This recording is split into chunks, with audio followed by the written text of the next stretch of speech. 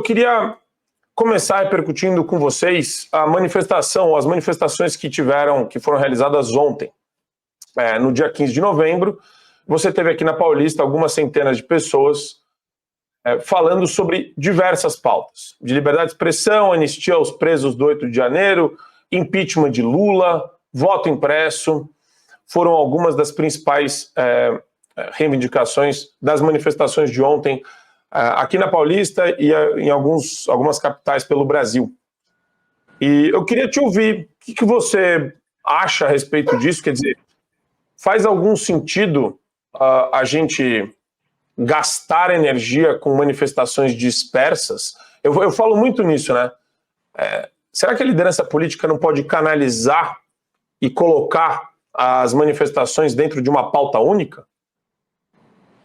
Marco Antônio, é muito difícil fazer essa coordenação, essa coesão da direita, porque, infelizmente, existem interesses dispersivos dentro da direita. Muita gente quer se promover, muita gente não está preocupada com uma pauta que realmente consiga ganhar algo estrategicamente para a direita, mas, de qualquer forma, tem que ser feito. É melhor do que não fazer nada. Porque, se não fizer nada, o povo vai desanimar. E mesmo que tenha gente que esteja lá só para se promover, mesmo que tenha gente lá com pautas dispersivas, é muito mais importante o fato das pessoas estarem lá, porque o que for necessário para nos unir, para criar uma massa crítica, vai surgir espontaneamente. É isso que nós temos que entender. O povo precisa parar de depender do sistema, depender dos políticos, em todos os sentidos. Não só em relação a ficar pedindo coisa de graça para o Estado, confiar em Estado grande, essa mentalidade anticapitalista que tem que acabar, mas também em relação à guerra política. O povo precisa parar de esperar que as lideranças façam tudo por eles e tem que fazer sozinhos. E aí vai ter lá o pessoal que quer puxar sardinha para o seu próprio lado, fazer propaganda do seu próprio mandato. Vai ter, dane-se, não importa. O importante é que o povo esteja lá por conta própria. Anime-se por conta própria. Porque está escrito na Arte da Guerra de Sun Tzu que a principal forma de vencer o inimigo é tirar dele a vontade de lutar. Então, muito mais crítico do que o inimigo ter uma simetria de poder contra nós, ter a imprensa grande na mão, ter o poder financeiro na mão, ter o judiciário na mão. Se eles tirarem do povo a sua vontade de lutar, aí sim que a guerra acaba. Então o povo precisa ir para as ruas e acabou, porque sim. Mas não tem organização, que a organização surja como uma consequência do povo ir para as ruas. Esse é o ponto. Muito bom. Eu gosto de trazer essa pauta porque a gente tem vários parlamentares brasileiros. Eu pedi para o Bruno baixar o vídeo aqui. Eu acho que ele falou que já está baixado o vídeo. Eu queria rodar para vocês, se possível, o vídeo, Bruno. Vai entrar agora. E é sobre isso, né? A gente está falando de liberdade de expressão. Paulo Figueiredo, lá nos Estados Unidos, com vários congressistas, senadores e deputados federais. Vou colocar para vocês o vídeo que está nas redes sociais sobre esta viagem. Vamos lá. Fala pessoal, essa delegação de parlamentares brasileiros está aqui nos Estados Unidos, na capital americana, para trazer um pouquinho da realidade do que vem acontecendo no Brasil em termos de censura, liberdade de expressão, liberdade de imprensa, imunidade parlamentar para as nossas contrapartes aqui dos Estados Unidos, né, senador? Estamos aqui exatamente na tentativa de que o mundo saiba que o Brasil vive um abuso pleno de autoridade. E o que nós vivemos na semana próxima, passada, votando a chamada reforma tributária, na verdade formou-se o cerco ideológico. Nós não mudamos de um presidente para outro, mas uma mudança de regime para que o mundo saiba de todas essas censuras que nós estamos vivendo, inclusive a intervenção e o desrespeito de um poder para com o outro no Brasil. Nós estamos cientes das manifestações que estão acontecendo no Brasil e só lembrando a vocês que na Câmara, como teve esforço concentrado semana passada, a gente está aproveitando esse feriado de 15 de novembro para estar aqui trabalhando também, pensando em representar você. Um abraço, fique com Deus e acompanhem as nossas redes sociais para mais informações. Lutem aí que nós estamos lutando aqui. Valeu, pessoal. E, Adriles, é importante e tem que tirar o chapéu para esse esforço, porque é importante as pessoas entenderem que eles fazem as agendas deles de acordo com as prioridades. E essa manifestação no âmbito internacional, ela tem relevância. Mesmo a Câmara de Ressonância sendo dominada pela esquerda, é legítimo e deve ser aplaudido o esforço dos parlamentares brasileiros de denunciar o abuso de poder e de autoridade. É o começo, talvez, de uma nova série de manifestações e de uma nova postura também com relação às pautas e mobilizações populares? Veja bem, eu acho que os deputados, eu louvo essa iniciativa de jogar lá fora, né? Porque eu sempre falo, se você tem uma ditadura no seu país e se você não pode se manifestar no seu país, e aqui a gente tem um presidente, um ex-presidente da República, que é impedido de se manifestar, que está sob a espada de uma injustiça patente manifestada pelo Ministério da Justiça, manifestada pelo STF, manifestada pelo Alexandre de Moraes, manifestada por inquéritos ilegais, imorais, com tipificações criminais que não existem, que querem prendê-lo, tornaram-no inelegível, estão prendendo, censurando, perseguindo, não só aliados seus, mas toda uma gente de espectro conservador que ficou indignada pela maneira como foram conduzidas as eleições aqui no Brasil, de maneira parcial, por uma justiça eleitoral que deu vantagens a um candidato que saiu da cadeia, que foi tornado elegível depois de ter sido condenado em 3 instâncias por uma dezena de juízes e foi colocado na presidência da República de maneira absolutamente estranha. Então, quando você tem essa manifestação lá fora, eu louvo. Eu só queria que eles fossem mais explícitos do que está acontecendo. Não é uma reforma tributária que foi votada de maneira assodada e autoritária. Eles têm que dizer, não só para as autoridades americanas, para as entidades globais suprapartidárias americanas, mas dizer que existe uma ditadura do judiciário, que tem pessoas presas, tem pessoas perseguidas, que tem pessoas torturadas, com prisões indevidas, sem o devido processo legal, que tem jornalista censurado, que tem uma ditatória, que tem um conluio entre o executivo desse presidente que foi saído da cadeia por essa justiça, e essa justiça tem massacrado a liberdade de expressão no Brasil. Você tem que ter um discurso explícito assim. Não é só para as autoridades americanas que eles têm que falar, eles têm que falar para o povo. Porque o povo não tem acesso, o povo grosso da população, né? A gente fala, infelizmente, com uma bolha. Ainda que a gente tenha dezenas de milhares, às vezes até milhões de pessoas, o Brasil tem mais de 200 milhões de pessoas. Entendeu? A Globo tem 15, 20 pontos de audiência, que dá 20, 30, 40 milhões de pessoas assistindo o dia inteiro, falando que bolsonarista é apologia, é assassino, é nazista, é fascista, é autoritário, quando a gente tem uma realidade completamente inversa. Então, esses deputados têm que dizer explicitamente o que eles estão comunicando às autoridades. Ou seja, quanto mais gente falando, quanto mais gente reverberando, melhor. Para não ter, e aí eu discordo um pouco do meu querido amigo Paulo Cogos, para não ter essas manifestações que, me desculpe, ontem foram bichas. Foram ínfimas. Eu passei do lado lá da Paulista, onde tinha meia dúzia de pessoas.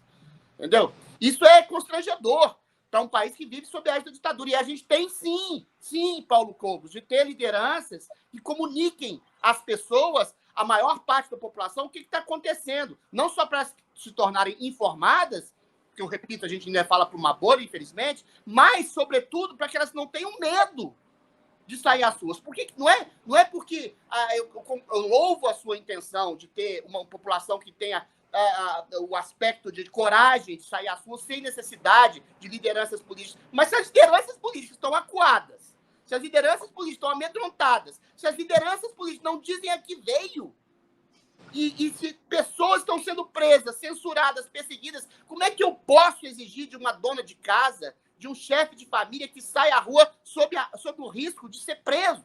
Como estão sendo presas pessoas que, por entrarem, simplesmente adentrarem o Congresso Nacional, sei lá, com medo do efeito de bombas morais, rezando o texto em frente a QGs, quartéis militares, foram presos e condenados a 17 anos de cadeia.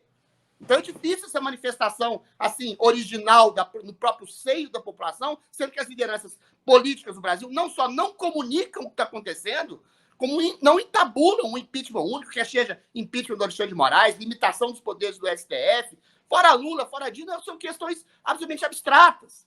Entendeu? Você tem que identificar o problema objetivamente, dizer ao povo e estabelecer uma prioridade de pautas. Senão a gente vai ter manifestações fracassadas como hoje e ontem. Senão a gente não vai ter ciência do que está acontecendo no Brasil. Senão eles vão esticar a corda até o fim, não só prendendo o Bolsonaro, mas continuar a prender pessoas, cidadãos livres, por estarem rezando ou adentrarem no Congresso Nacional de maneira inadvertida. No Congresso Nacional hoje só entra de maneira absolutamente apoiada e complacente criminosos como a dama do tráfico. Mas essa é outra pauta. Enfim. Adriles, mas o que você está falando não é excludente com o que eu estou falando. É aquilo que o professor Olavo falava, né? As coisas só vão para a política se passarem primeiro pela cultura. O povo brasileiro precisa ter a cultura do seu dever cívico, como outros países têm. Você vê, por exemplo, aquela manifestação que teve... calma aí, Adriles. Você viu aquela manifestação no Canadá? Você viu aquela manifestação no Canadá que os caminhoneiros espontaneamente pegaram seus comboios de caminhão e saíram às ruas? E aí, eu concordo com você que existe uma certa covardia de muitas lideranças políticas no Brasil, mas o povo precisa aprender a criar demanda por essas lideranças políticas, porque quando o povo sai às ruas para fazer alguma reivindicação, muito mais fácil do que reivindicar grandes mudanças na estrutura política do Brasil é criar demanda por essas mesmas lideranças que podem promover essas mudanças estruturais. Então, quando o povo sair às ruas, criar uma massa crítica, vão surgir lideranças espontâneas e o povo precisa parar de esperar que venha de cima para baixo. E quando se forma essa massa crítica, com o povo saindo às ruas, vai haver a formação de lideranças naturalmente. Algumas pessoas vão se destacar nisso. Algumas pessoas vão querer organizar essa massa. Vão surgir novas lideranças políticas que vão pressionar as velhas. O povo precisa sair às ruas porque não sim. Sabe. Cogos, eu, você, o Marco Antônio, algumas pessoas sabem, parte do povo sabe o que está acontecendo no país.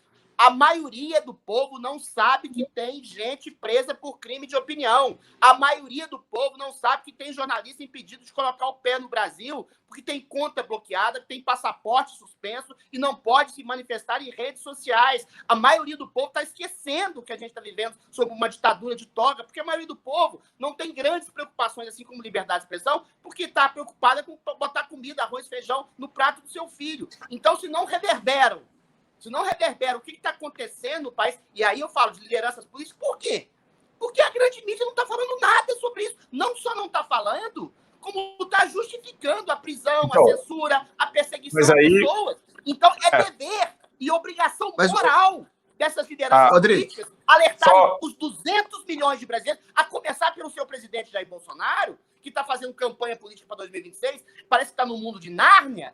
Entendeu? O cara foi tornado inelegível 2 vezes, estão esquartejando ele, colocando ele um tanto de multa, daqui a pouco o cara vai pra cadeia e o cara tá achando que tá numa campanha normal, numa democracia normal. Ou seja, ele tem que falar, quer seja nos Estados Unidos, como tá o Eduardo Bolsonaro, filho dele, e outros parlamentares, de dizer, existe uma ditadura no Brasil. Aí sim, a integridade do povo vai saber o que tá acontecendo. Aí sim, aí você pode cobrar com todo o apoio meu, o povo, quando ele estiver ciente do que está acontecendo, quando essas lideranças dizerem a alta voz, existe uma ditadura do judiciário no Brasil. Enquanto isso não acontecer, é complicado você um pouquinho, vamos lá. Adriles e Cogos. O Adriles está falando uma coisa que eu acho interessante, Cogos, pela seguinte perspectiva. Mutem o Adriles, por favor, que o celular dele está com problema de novo.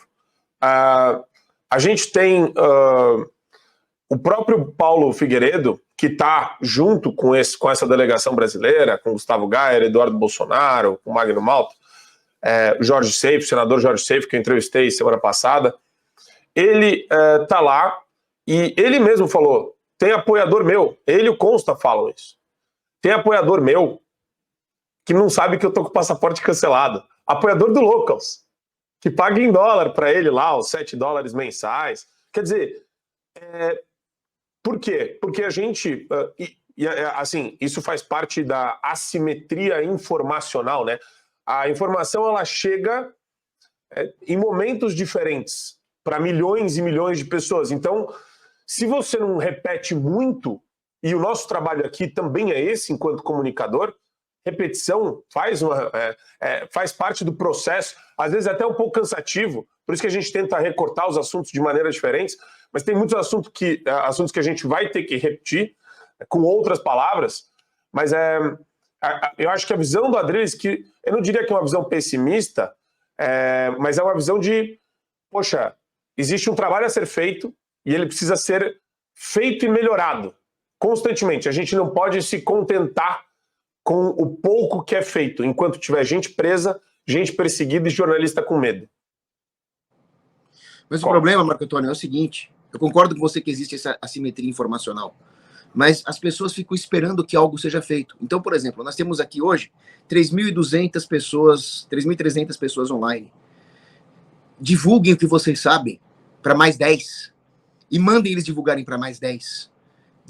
Nós todos não podemos depender da imprensa grande, não podemos depender de político. O que o Adriles está falando está correto. Existe uma imoralidade pela omissão, pela covardia de muitas lideranças, de muitas pessoas influentes. Mas justamente o problema é que o poder corrompe. Quanto mais alto a pessoa sobe no poder, mais ela se entrega, mais vulnerável ela fica. Às vezes não é nem por covardia, às vezes é porque o sistema cai para cima dela. Qual é a vantagem da pessoa popular, do povo anônimo? A vantagem é que ele não está imediatamente, diretamente na mira do sistema. Então ele tem essa responsabilidade de criar massa crítica, de prover retaguarda até para quem quer ser uma liderança, mas ainda não está encorajado. Então, se cada um fizer a sua parte em vez de exigir da dos outros, a coisa fica sólida. Exigir moralidade, exigir coragem de quem está numa posição de poder onde ele pode ou se corromper ou ser ameaçado, é utópico. As pessoas precisam chegar para o seu vizinho, para o seu colega de trabalho, falar o que está acontecendo e tomar as decisões a partir de baixo. Só assim o sistema vai tremer na base. Para você ter acesso ao conteúdo integral do Fio Diário, é fundamental que você assine agora a plataforma e aproveite as condições que a gente tem promocionais para você ter todos os acessos aos programas Adrilho sobre Tudo, Marco Antônio em Direita, Além do Ponto G, entrevistas com personalidades nacionais e internacionais, óbvio, Show da Manhã e várias outras atrações do Fio Diário.